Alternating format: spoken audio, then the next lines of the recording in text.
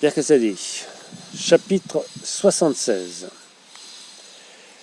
où l'on raconte 1000 babioles aussi impertinentes que nécessaires à la véritable intelligence de cette grande histoire. Celui qui a traduit cette grande histoire de l'original écrit par son premier auteur, Sid Ahmed Ben Enjali, dit qu'en arrivant au chapitre qui suit l'aventure de la caverne de Montesinos, il trouva ses propres paroles écrites en marge et de la main d'Ahmet lui-même. Je ne puis comprendre ni me persuader qu'il soit réellement arrivé au valeureux Don Quichotte ce que rapporte le précédent chapitre. La raison en est que toutes les aventures arrivées jusqu'à présent ont été possibles et vraisemblables. Mais, quant à l'aventure de la caverne, je ne vois aucun moyen de la tenir pour véritable tant elle sort des limites de la raison. Penser que Don Quichotte ait menti, lui, le plus véridique hidalgo et le plus noble chevalier de son temps, c'est impossible. Il n'eût pas dit un mensonge, dût-on le cribler de flèches. D'un autre côté, je considère qu'il racontait cette histoire avec toutes les circonstances ci-dessus rapportées, sans avoir pu fabriquer en si peu de temps un tel assemblage d'extravagance. Si donc cette aventure paraît apocryphe, ce n'est pas de ma faute. Et sans affirmer qu'elle soit fausse ou qu'elle soit vraie, je l'écris.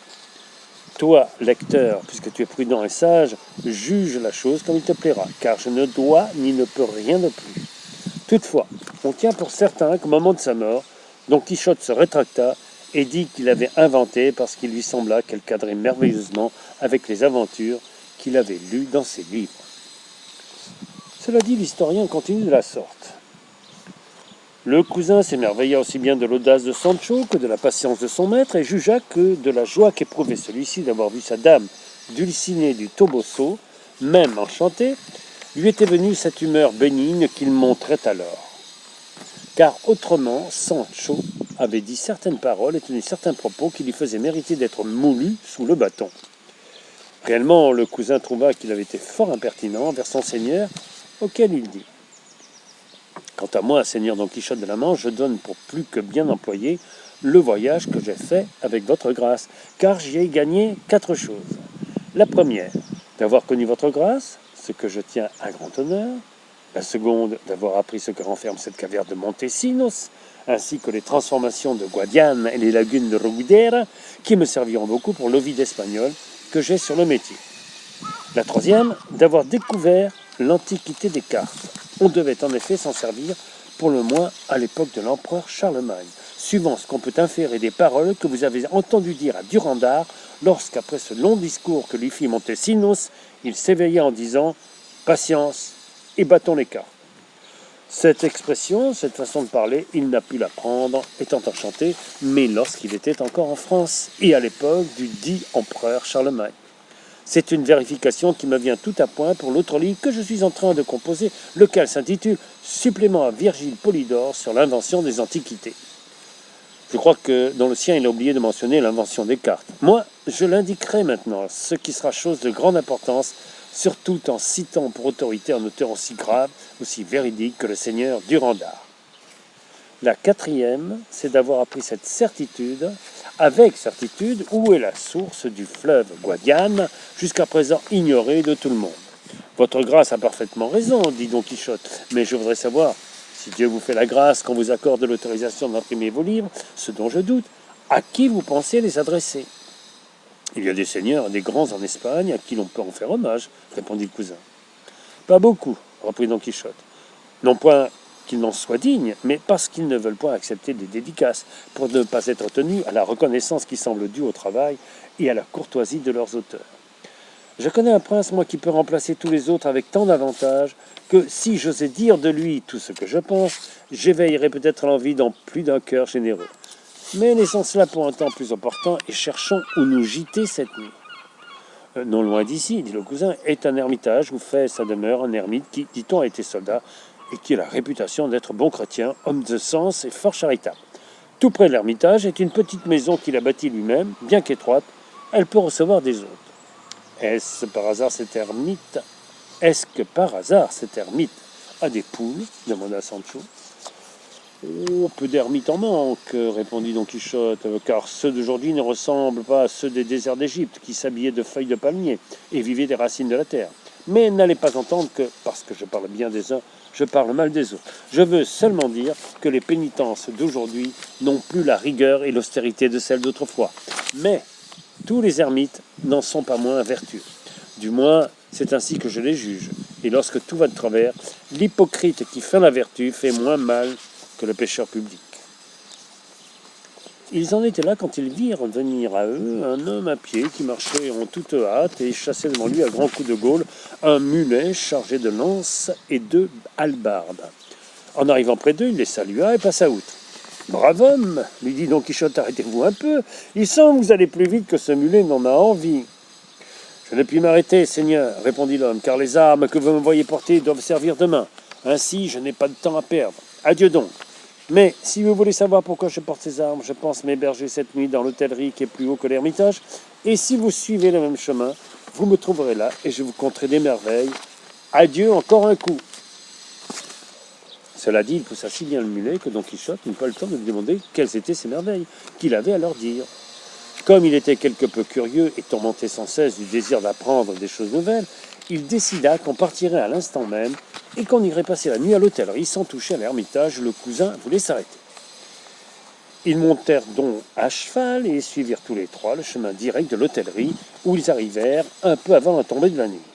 Toutefois, le cousin proposa à Don Quichotte de passer à l'Ermitage pour boire un coup. Dès que Sancho entendit cela, il y dirigea le grison et Don Quichotte l'y suivit avec le cousin.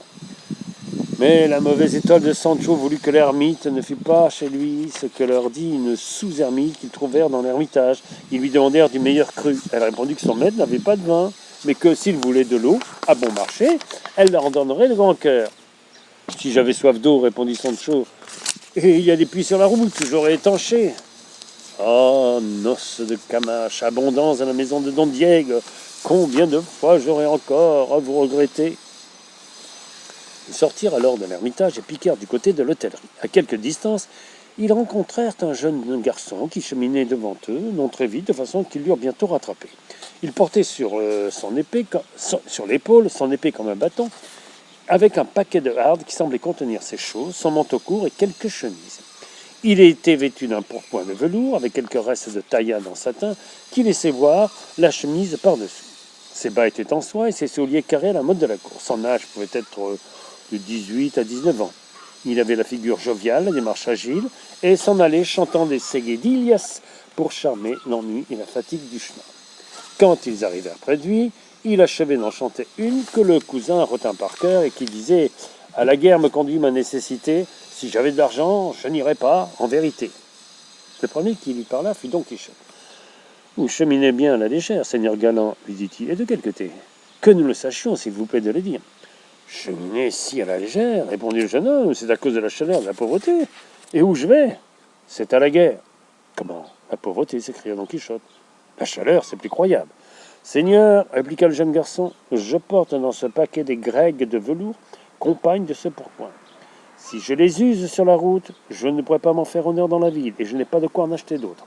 Pour cette raison, aussi bien que pour me donner de l'air, je marche, comme vous voyez, jusqu'à ce que je rejoigne des compagnies d'infanterie qui sont à 12 lieues d'ici et dans lesquelles je m'engagerai. Je ne manquerai pas alors l'équipage pour cheminer jusqu'au point d'embarquement qu'on dit être Carthagène. J'aime mieux avoir le roi pour maître et seigneur et le servir à la guerre que de servir quelques ladres à la cour. » « Mais votre grâce a-t-elle du moins une haute paye ? Demanda le cousin. « Ah, répondit le jeune homme, si j'avais servi quelques grands d'Espagne ou quelques personnages importants à cour sûre, elle ne me manquerait pas. Voilà ce que c'est que de servir en bonnes conditions. De la table des pages, on devient enseigne capitaine ou l'on attrape quelques bonnes pensions. Mais moi, pauvre malheureux, je n'ai jamais servi que des solliciteurs de place, des gens de rien, venus on ne sait d'où, qui mettent leur valet à la portion congrue, si maigre et si mince, que pour payer l'emploi d'un collet, il faut dépenser la moitié de ses gages. On tiendrait vraiment un miracle qu'une page d'aventure attrapât la moindre fortune. » « Et par votre vie, dites-moi, mon ami, demanda Don Quichotte, est-il possible que pendant les années que vous avez servi, vous n'ayez pu seulement attraper quelques livrets ? » ?»« On m'en a donné 2, répondit le page, mais de même que celui qui quitte un couvent avant d'y faire profession, on ôte la robe et le capuce pour lui rendre ses habits, De même, mes maîtres me rendaient les miens dès qu'ils avaient fini les affaires, qu'ils les appelaient à la cour et reprenaient les livrets qu'ils ne m'avaient donnés que par ostentation. Notable vilainie, s'écria Don Quichotte. Mais toutefois, félicitez-vous d'avoir quitté la cour avec une aussi bonne intention que celle qui vous pousse. Il n'y a rien en effet sur la terre de plus honorable et de plus profitable à la fois que de servir Dieu d'abord, puis son roi et seigneur naturel, principalement dans le métier des armes, par lesquels on obtient, sinon plus de richesse, au moins plus d'honneur que par les lettres. Comme je l'ai déjà dit maintes et maintes fois, s'il est vrai que les lettres n'ont plus fondé de majorat que les armes, ceux des armes ont je ne sais quoi de supérieur à ceux des lettres. Et je sais bien quoi de noble et d'éclatant qui leur fait surpasser tous les autres. Ce que je vais vous dire à présent, gardez-le bien en votre mémoire. Car vous y trouverez grand profit et grand soulagement dans les peines du métier. C'est que vous éloignez votre imagination de tous les événements funestes qui pourraient arriver. Le pire de tout est la mort. Et, pourvu qu'elle soit glorieuse, le meilleur de tous, c'est de mourir. On demandait à Jules César, ce vaillant empereur romain, quelle était la meilleure mort. La subite et l'imprévue, répondit-il. Bien que cette réponse soit d'un gentil privé de la connaissance du vrai Dieu, toutefois il disait bien ce qui est d'échapper au sentiment naturel de l'homme. Que l'on vous tue à la première rencontre, soit d'une décharge d'artillerie, soit des éclats d'une mine qui saute, qu'importe. C'est toujours mourir, et la besogne est faite. Suivant Terence, mieux sied aux soldats d'être morts dans la bataille que vivants et sains dans la fuite, et le bon soldat acquiert tout juste autant de renommée qu'il montre d'obéissance envers ses capitaines et ceux qui ont droit de lui commander. Prenez garde, mon fils, qu'il sied mieux aux soldats de sentir la poudre que le musc, et si la vieillesse vous atteint dans cet honorable métier, fussiez-vous couvert de blessures, estropiés, boiteux, du moins elle ne vous atteindra pas sans honneur, tellement que la pauvreté même ne pourra en obscurcir l'éclat. D'ailleurs, on s'occupe à présent de soulager, de nourrir les soldats vieux et estropiés, car il ne serait pas bien que l'on fît avec eux comme font ceux qui donnent la liberté à leurs nègres quand ils sont vieux et ne peuvent plus servir. En les chassant de la maison sous le titre d'affranchis, ils les font esclaves de la faim, dont la mort seule pourra les affranchir. Quant à présent, je ne veux rien vous dire de plus, sinon que vous montiez en croupe sur mon cheval jusqu'à l'hôtellerie. Vous y souperez avec moi, et demain matin, vous continuerez votre voyage, puisse Dieu vous le donner aussi bon que vos désirs le méritent. Le page refusa l'invitation de la croupe, mais il accepta celle du souper à l'hôtellerie, et dans ce moment, Sancho, dit-on, se dit à lui-même « Diable soit de mon Seigneur, est-il possible qu'un homme qui sait dire tant et de si belles choses comme celle qu'il vient de débiter, dise avoir vu les bêtises impossibles qu'il raconte de la caverne de Montesinos ? Allons, il faut en prendre son parti. » Ils arrivèrent bientôt après à l'hôtellerie, au moment où la nuit tombait, et non sans grande joie de Sancho, qui se réjouit de voir que son maître la prenait pour une hôtellerie véritable, et non pour un château, comme il en avait l'habitude. À peine furent-ils entrés que Don Quichotte s'informa auprès de l'hôtelier de l'homme au lance et au hallebarde. L'autre lui répondit qu'il était dans l'écurie à ranger son mulet. Le cousin et Sancho en firent autant de leurs ânes, laissant à Rocinante le haut bout et la meilleure mangeoire de l'écurie.